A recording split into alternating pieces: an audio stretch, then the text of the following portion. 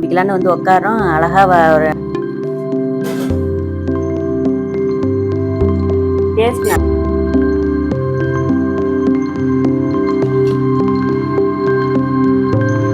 Hello friends, நம்ம இன்னைக்கு daily routine தான் பார்க்க போகிறோம். ஃபஸ்ட்டு நம்ம காப்பியை போட்டுட்டு அதுக்கப்புறம் நம்ம வீட்டு வேலை என்னென்னலாம் நம்ம அப்படியே பார்க்குறோங்கிறத தொடர்ந்து என்னோட வீடியோவில் அப்படியே கண்டினியூ பண்ணலாம். வாங்க கிட்ட வாங்க. இப்போ வாங்க. இன்றைக்கி நம்ம பார்த்தீங்கன்னா லஞ்சுக்கு இட்லியும் மத்தியானத்துக்கு பார்த்தீங்கன்னா ஆப்பமும் தான். ஃபஸ்ட்டு நம்ம அடுப்பு பற்ற வச்சு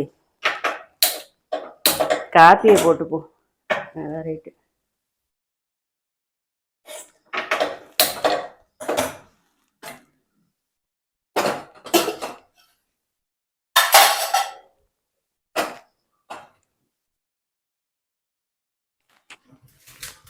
கிட்டாங்க இட்லி மாவை காட்டுங்க.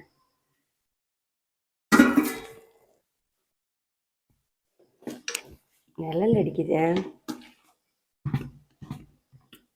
இட்லி மாவு அரைக்கிற அன்னைக்கு மறுநாள் பார்த்தீங்கன்னா லஞ்சுக்கு வந்து இட்லியும் ஏதாவது தொட்டுக்காயமாக தான் இருக்கும். நம்ம மாவு புளிப்பு இல்லாமல் இருக்குமா மறுநாள் இட்லி. அதுக்கப்புறம் பார்த்தீங்கன்னா இடையில எப்போயாவது ஊற்றப்போம். டிஃபன் ஐட்டம் அதிகமாக பிடிக்கிறதுனால ஒரு 2-3 தடவை வாரத்தில் வந்து டிஃபனாக தான் இருக்கும். அப்புறம் இட்லி மாவு அரைச்சா இது மாதிரிலாம் கிண்டக்கூடாதுன்னு சொல்கிறாங்க. கிண்டாமல் அப்படியே மேலால் எடுத்து ஊற்றணும்னு வச்சிங்க, உங்களுக்கு மேலே உள்ள இட்லி மட்டும் பொசன்னு இருக்கும். அடியில் உள்ள மாவுலாம் அதுக்கப்புறம் ஊற்றுற இட்லியோ அப்புறம் தோசையோ வந்து அழுத்தமாக இருக்கும். புதுசாக என்னென்னமோ டிப்ஸ் எல்லாம் சொல்கிறாங்க இப்போ வர சின்ன வயசு பசங்கள்லாம். இட்லி மாவுனா நல்லா இப்படி அடியிலேருந்து நல்லா இப்படி மேலே வரைக்கும் அந்த கலந்து விட்டோம்னாலே உங்களுக்கு அந்த பபுள்ஸ்லாம் வந்து குறையவே குறையாது. இதில் வந்து இந்த புளிப்பு தன்மை வந்து இருக்கிற வரைக்குமே நமக்கு பொசன்னு இருக்கும். உளுத்த மாவு கரெக்டாக போட்டால் தான் இட்லி பொசன்னு இருக்கும். மற்றபடி கலக்காமல் மாவு எடுக்கணுங்கெல்லாம் கிடையாது. சரி, மாவை கிண்டி வச்சிட்டோம். இப்போ பார்த்தீங்கன்னா ஆப்பத்துக்கு தேங்காய் பாலை கருப்பட்டிக்கு இதெல்லாம் போட்டுறவா அடுப்பில். தேங்காய் பால் தானே. ஆப்ப மாவு நமக்கு இவ்வளோ தேவையில்லை. இன்னைக்கு தேங்காய் பால் ஆப்பம்தான். அதில் பாதி மாவு போதும். ஆப்ப மாவு மட்டும் வெளியிலே வச்சாச்சு. இட்லி மாவு பாதி வந்து உள்ளே எடுத்து வச்சாச்சு, பாதி மட்டும் வெளில இருக்குது. இது ஆப்ப மாவு உள்ளே வச்சிட்டோம்னா நமக்கு புளிக்க மாட்டேங்குது, அதனால் வெளியிலேயே வச்சாச்சு. இப்படியே எடுத்து ஊற்றிடும்.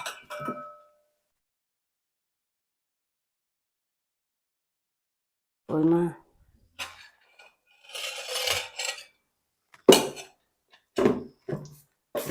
தண்ணி ஊற்ற காய்ச்சா கரெக்டாக இருக்கும். வைக்கிறேன்.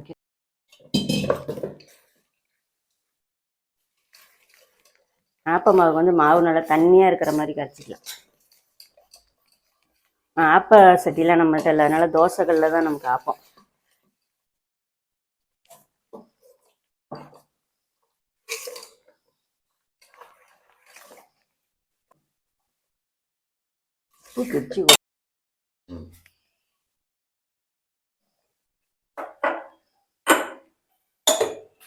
உப்பு போட்டு அரைக்கல, அதனால் கொஞ்சமாக உப்பு மட்டும் போட்டுப்போம். கல் உப்பு திட்டமாக இப்போ போட்டுருக்கோம். இட்லி மாவுக்கெலாம் உப்பு போட்டு கரைச்சாச்சு. ஆப்ப மாவு மட்டும் உப்பு போடல. உப்பு ஃபுல்லாக போட்டுட்டா நம்ம கருப்பட்டி ஆப்பமோ சர்க்கரை ஆப்பமோ ஊற்றும்போது நமக்கு உப்பு அதில் அதிகமாக போயிடுதுங்கனால இப்போ போடுறோம் உப்பு.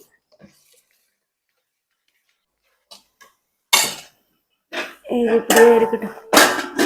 பால் கொதிச்சிருச்சு.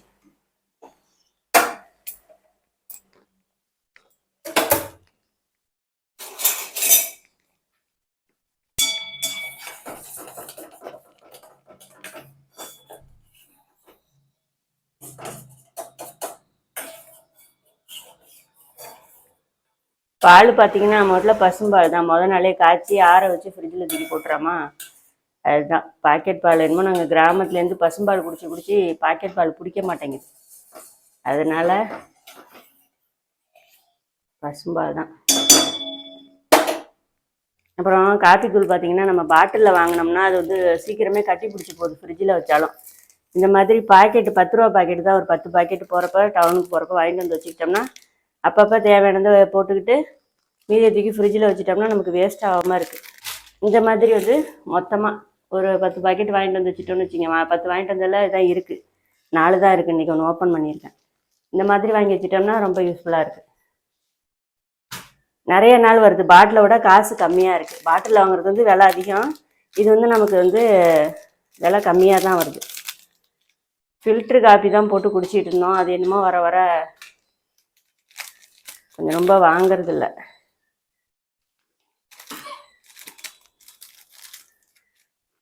போடுவா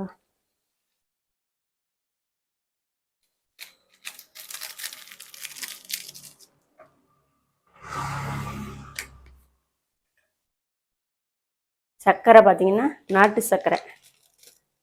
முடிஞ்ச வரைக்கும் ஜீனியை தவிர்க்கிறதுக்கு பார்க்குறோம். அப்படியே இந்த கேசரி ஸ்வீட்டு சில ஸ்வீட்லாம் செய்யும்போது ஜீனி சேர்க்குற மாதிரி ஆயிடுது. காப்பிக்கெல்லாம் நாட்டு சர்க்கரை தான் நம்மள்கிட்ட. இது எவ்வளோ கிலோ? 70 ரூபா தானே இந்த சர்க்கரை.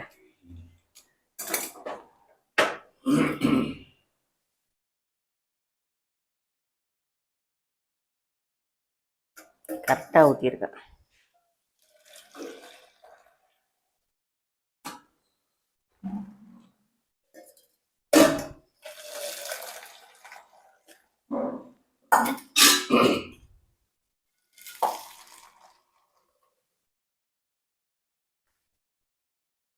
காப்பி போட்டாச்சு. காப்பியை குடிச்சிட்டு அதுக்கப்புறம் இட்லியும் ஆப்பமும் ஊற்றுறப்ப பார்க்கலாம். இட்லிக்கு வந்து மத்தியானத்துக்கு மிளகாத்தவை தான் அரைச்சி கொடுக்குற மாதிரி யோசனை. காலைல தேங்காய் பழம் ஆப்பமும் செஞ்சுக்கலாம்.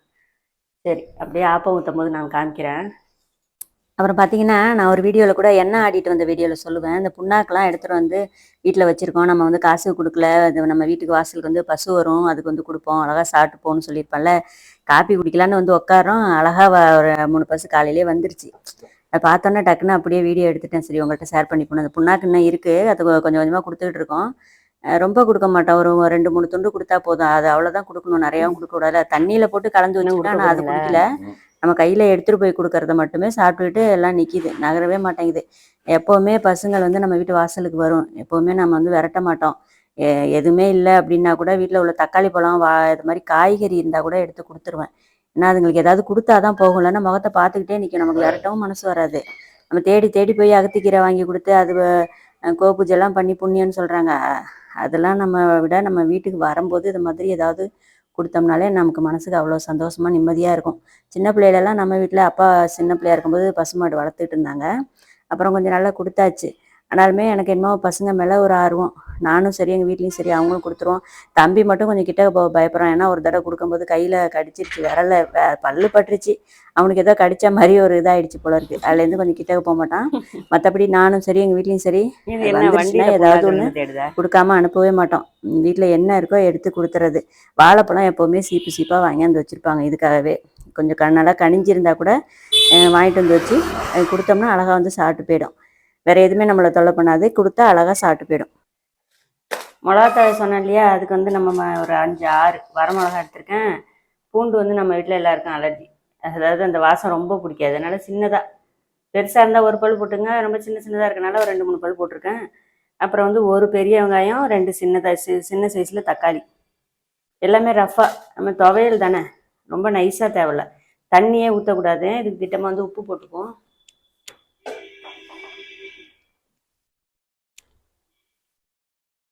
அவ்வளோதான், உப்பு சேர்த்து இதை அப்படியே நல்லா நைஸாக அரைச்சி எடுத்துகிட்டு வந்துடணும்.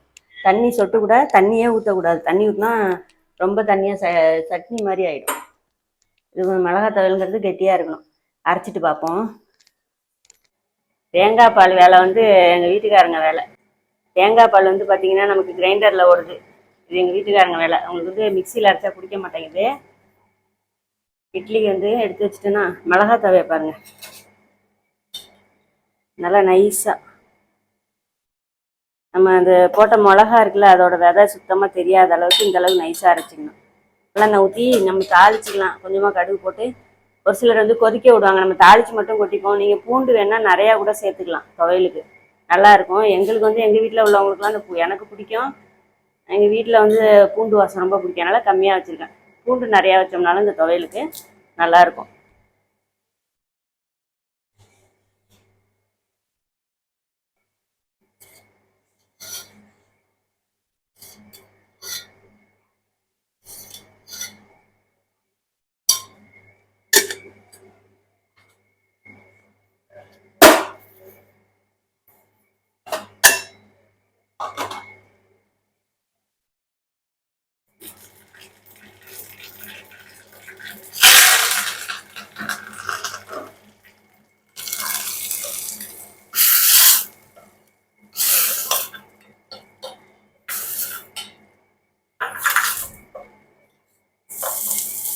இதை நம்ம சும்மா அப்படி தாளிச்சு விட்டுட்டோம். நீங்கள் வந்து உங்களுக்கு நல்லா போட்டு கொதிக்க வைக்கினாலும் கொஞ்சம் தண்ணியாக அரைச்சிட்டு கொதிக்க வைக்கலாம். இதுவே நல்லா தான் இருக்கும். நமக்கு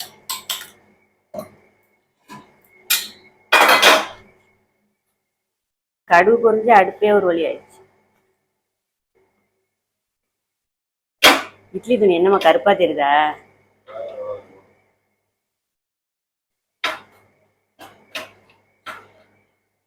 காலைல எல்லாருக்கும் ஆப்பமா, மத்தியானத்துக்கு தம்பிக்கு மட்டும் தானே ஒரு தட்டு மட்டும் இட்லி ஊற்றி.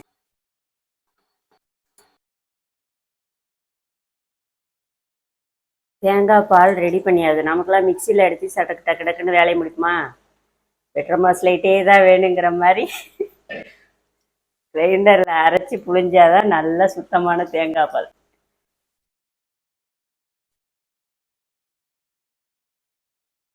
எப்படியோ நமக்கு வேலை மிச்சமானா சரி. எதில் புழிஞ்சாடா நமக்கு வெளியே தேங்காய் பால்.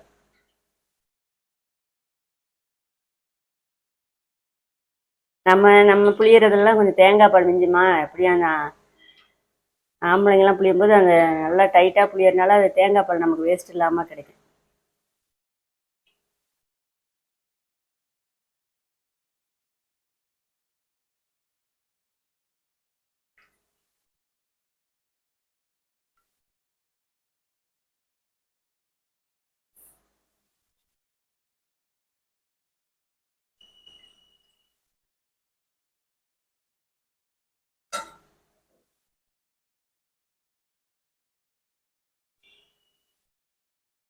நான் சொல்லுவேன்ல, தையல் வேலை, யூடியூப் வேலை எல்லாத்தையும் பார்க்கறதுக்கு நமக்கு ஒரு ஆள் ஹெல்ப்புக்கு வேணும்னு. அது இது மாதிரி தான்.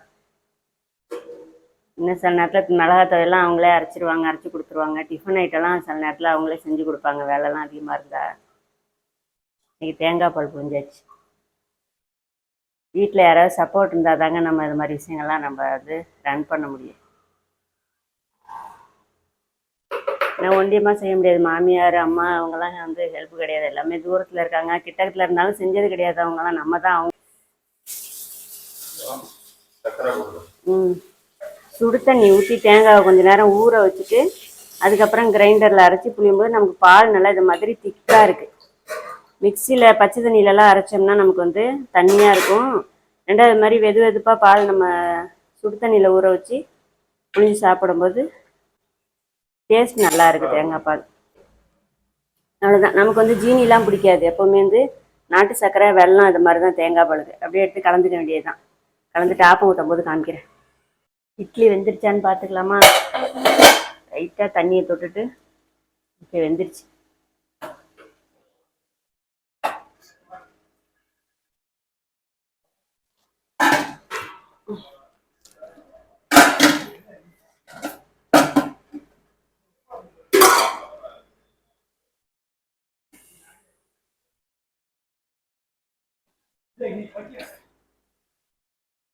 நல்லா பொசு பொசுன்னு இட்லி, சூப்பரான இட்லி.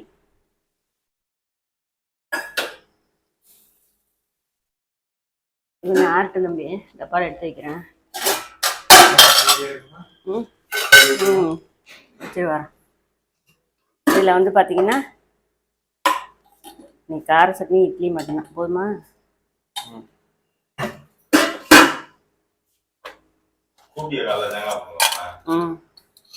வரன்ட்டு போனார்.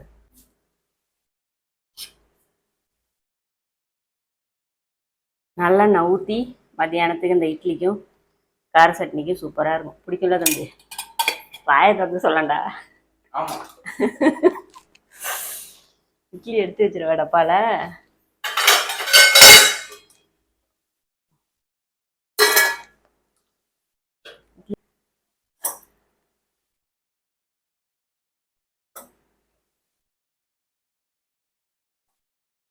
லைட்டாக ஆறுனதும் இப்படி மூடி வச்சுக்கலாம். அங்கே கொண்டு வைக்கிறேன். விளக்கெண்ணெய்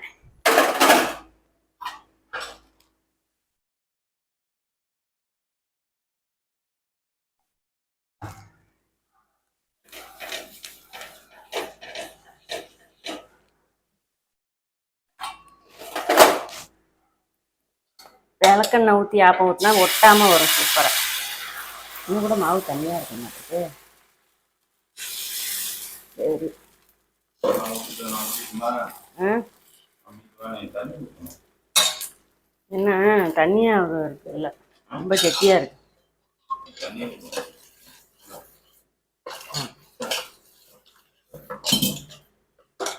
கரைச்சி வச்சு கொஞ்ச நேரத்துலாம் கெட்டியாயிடுச்சு. காலைல போனாரு அங்கே தேங்காய் போடுங்கண்ணாங்க வந்து, அதனால சொல்லிட்டு இருக்காங்க நான் இன்னைக்கு வரேன் நேரத்தில் 8:30 மணிக்கெல்லாம் கூட வந்து பிடுங்கண்ணா பிடிங்கிருங்க வரேன் அப்படின்ட்டு போனார். என்ன பண்ணுறான்னு தெரியல, பார்ப்போம். அது இறந்துச்சா டீயை குறைச்சிக்கலாம் மாட்டேன்.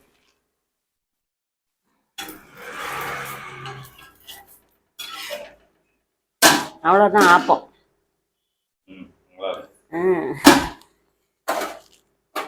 நம்ம ஆப்போசிட் இல்லாமல் தோசை கல்லில் இப்படி தான் ஆப்பம் ஊற்றணும். உங்களுக்கு இதை மாதிரி பிடிக்கல, குழியாக தான் வேணும், நடுப்புற தேங்காய் பால் ஊற்றி சாப்பிடணுன்னா ஆப்போசிட்டியில் தான் ஊற்றணும். இந்த தம்பி வா வா எடுத்துட்டு போய் அப்படி இந்த காலையில் ஆப்போம், மதியத்துக்கு இட்லி தாங்க.